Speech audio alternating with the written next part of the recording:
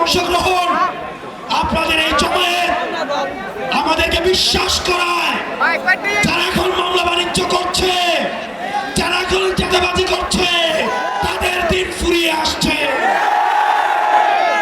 আমরা যদি ঐক্যবদ্ধ থাকতে পারি, আমাদের এই তরুণ প্রজন্ম যদি ঐক্যবদ্ধ থাকতে পারে, তাহলে দুর্নীতিবাদটা পালানোর জায়গা পাবে না।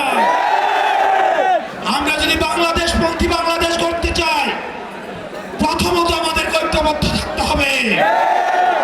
দুর্নীতির বিরুদ্ধে এনসিপির ব্যানারে, এনসিপি কে সাথে নিয়ে দুর্নীতির বিরুদ্ধে আমাদের ঐক্যবদ্ধ অবস্থান থাকতে হবে।